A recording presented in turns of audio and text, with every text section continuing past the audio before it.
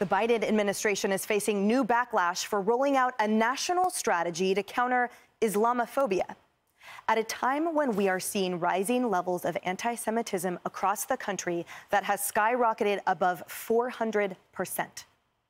Vice President Harris made the announcement on social media and had this to say.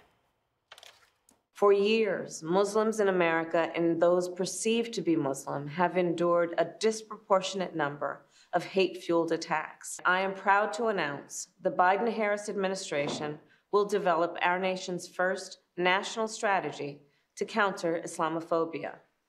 This strategy will be a comprehensive and detailed plan to protect Muslims and those perceived to be Muslim from hate, bigotry, and violence, and to address the concern that some government policies may discriminate against Muslims. But just this week, Jewish students at Cornell University faced terrifying online threats of violence.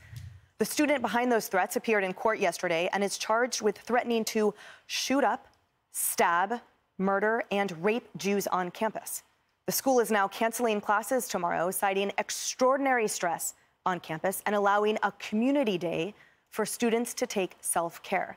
Kaylee, I don't think these kids need a community day. I think there needs to be a hard line drawn by every campus and every person that anti-Semitism will not be tolerated, and the filth coming out of the pro-Hamas demonstrations and the vile rhetoric coming out of these students' mouths will be not tolerated. And it starts at the top. You're exactly right.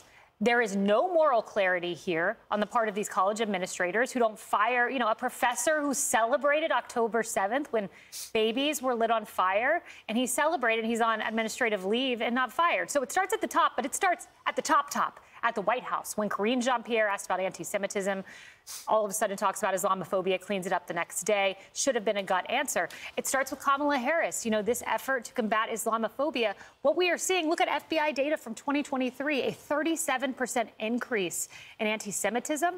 It was the highest of any religious group, with Jewish people being targeted 6 times more than their Muslim counterparts. So that was before the attack. This attack happened, and you have anti-Semitism up 388%. We should call out all hate, yes, but the hate that is predominantly happening right now is anti-Semitism, and it must be addressed and not equivocated as we're seeing at the White House. And Paul, so whenever we've heard strong rhetoric coming out of our president's mouths, it's usually for anything but this. We know that there was a zero tolerance for firearms dealers who go rogue. He said anyone who acts disrespectfully will be fired on the spot from his administration. The list goes on, yet where is that strength, where is that condemnation about anti-Semitism now without equivocating it and bringing in anything else but this particular situation? So let's remember something.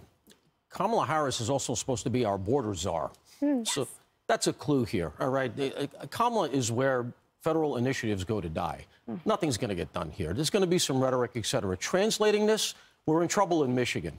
And so we better do something because we're losing votes there up in the Hamtramck, Detroit areas, et cetera. So realistically, it's just a political move to make sure that they assuage some of the issues they're having in the electoral process here for the general, not in the primary. And what it does ignore is exactly what Kaylee articulates, which, aside from the fact that all the rhetoric that you're hearing in the colleges is far more anti-Semitism than Islamophobia, if you're sitting where I used to sit, the violence resides there as well, okay, including this latest arrest. Now, federal government and the intel services in America are going to have to reposition themselves against that stuff. And I can tell you now, they were not. In the same way, they're going to have to reposition themselves against Hamas, which was never considered a domestic threat. So these are newly emerging things. All you have to do is watch the videos of what's going on our campuses to realize there is an enormous new potential suspect pool regarding violence, domestic violence, ideologically driven violence. The agencies are usually very reticent to dip into colleges. That's a bit of a red line. I know we're a nation of vanishing red lines, but that's one that's got to go because there's a lot of trouble on these campuses. We've all seen it. We got to get over that. Looks like we need 21 Jump Street. But to be all in I mean, you know I'm a sucker for Johnny Depp and Richard Grieco. That's right. And I appreciate the reference. That's right. Yesterday in town here, Kennedy, when I was walking home, I saw a huge short box truck that was like a billboard, LED lighting up, flashing, like the Times Square kind. And on it was absolutely vile anti-Semitic comments and imagery and concepts and the like that I had to watch drive through unfettered throughout the streets of New York. And you contrast that with the New York Times, for example, calling people that are pulling down the kidnapped by Hamas posters as a form of protest. And now the White House comes out with the Islamophobia plan. No wonder all of this, what we're seeing, it's growing, it's acceptable somehow, it's a social contagion, yet nowhere is that black line being drawn since it's so clear to the rest of us. I mean, it should be clear. To rational people, it is clear. But you have malignant irrationalism at play here. And so I look at this, I look at the social media post from, you know, our glorified vice president, and I'm thinking, who is running policy? Is it Rashida Tlaib and Ilhan Omar? You know, these people who should be censored for some of the comments that they have made, because this is not anti-Israel. This is anti-Semitism writ large. And now it is codified, and there are people who feel they have permission to not talk about, you know, the BDS movement, which is really soft-pedaling it, but the eradication of Israel off the map. That's what they want. They're not holding back. It is so incredibly dangerous. So I'm glad that those trustees, and I'm glad that those donors to these big schools who have sat by for decades are finally sitting up going, where are my millions going to? This is it. This is what academia has become.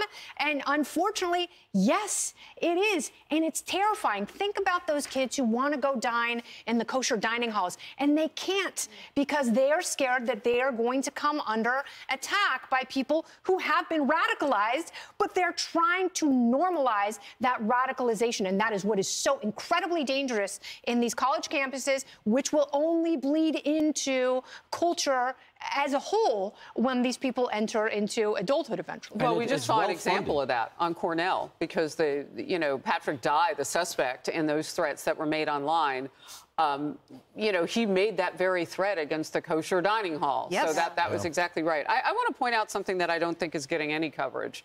And we focus a lot on campuses that are anti-Israel. There are a lot of them that are pro-Israel.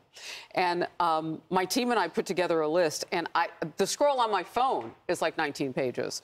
And I just want to say, Arizona State University is an enormous college campus. Yeah. So when the president of ASU says we are pro-Israel, Michael M. Crow, put his name at the top. Not Florida only does State it, University, Florida State University, yes. Connecticut State Colleges and Universities, all of them. Dillard University and Bushnell, which is located in Oregon, Florida International University, HBCUs that are also on this list.